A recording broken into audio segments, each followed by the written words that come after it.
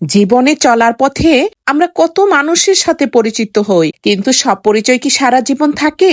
না, বেশিরভাগ মানুষ সময়ের সাথে হারিয়ে যায়। তবে কিছু মানুষ থাকে যারা রক্তের সম্পর্ক না হয়েও জীবনের খুব কাছের মানুষ হয়ে যায়। সোশ্যাল মিডিয়াতে কাজ করতে এসে আমার পরিচয় হয়েছিল একজন মানুষের সাথে, আমার বন্ধু, আমার বোন সাদিয়া। অনেকেই বলে সোশ্যাল মিডিয়ার সম্পর্ক নাকি বাস্তব হয় না, কিন্তু আমি বলবো সব সম্পর্ক একরকম হয় না। কিছু মানুষ আছে যাদের মন এত সুন্দর যে দূর থেকে আপন হয়ে যায়। সাদিয়াকে পেয়ে আমি সত্যি নিজেকে সৌভাগ্যবান মনে করি। ও খুব প্রাণবন্ত, খুব আন্তরিক আর সবসময় পাশে থাকার মতো একজন মানুষ। আমি যখন ফেসবুকে কাজ শুরু করি, একজন কন্টেন্ট ক্রিয়েটর হিসাবে নিজেকে একটা জায়গা তৈরি করার স্বপ্ন ছিল, কিন্তু কাজ করতে এসে বুঝলাম ফেসবুকে কাজ করা যতটা সহজ মনে হয় আসলে ততটা সহজ না।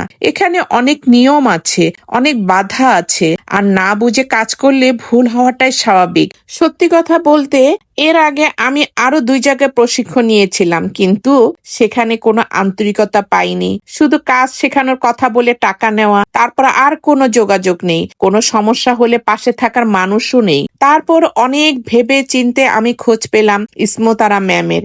তার ক্লাসে ভর্তি হওয়ার পর যেন নতুন করে সবকিছু শিখতে শুরু করলাম। অনেক কিছু জানতে পারলাম যেগুলো আগে কখনো কেউ এত সুন্দরভাবে শেখায়নি।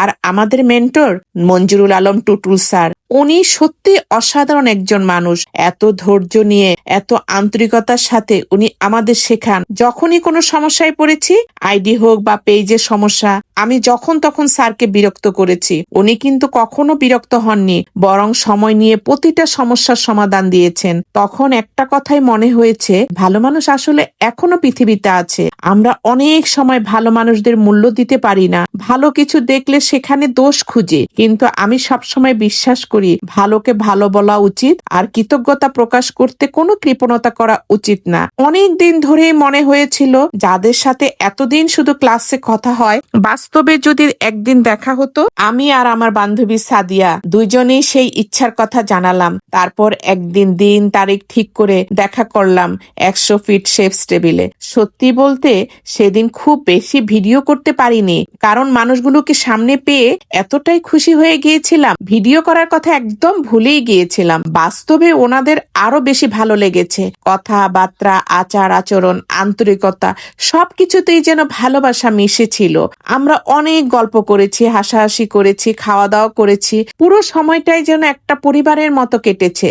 আর আমাদের হাসির রানী ইসমতারা ম্যাম, তার হাসিটাই যেন আমাদের পুরো পরিবেশটাকে আনন্দে ভরে দিয়েছিল। হাসি খুশি মানুষগুলো আমার ভীষণ ভালো লাগে, কারণ তাদের মনও খুব সুন্দর হয়। সবচেয়ে মজার মুহূর্ত ছিল নাগরদোলা। ছোটবেলার পর কবে নাগরদোলায় উঠেছি মনেই নেই, কিন্তু হঠাৎ সেদিন সবাইকে নিয়ে উঠে পড়লাম। সত্যি বলছি, মনে হয়েছিল আবার সেই ছোটবেলায় ফিরে গেছি। বন্ধুত্ব আসলে খুব সুন্দর একটা অনুভূতি, যেখানে থাকে ভালোবাসা, সম্মান, গল্প, হাসি আর সুন্দর কিছু স্মৃতি।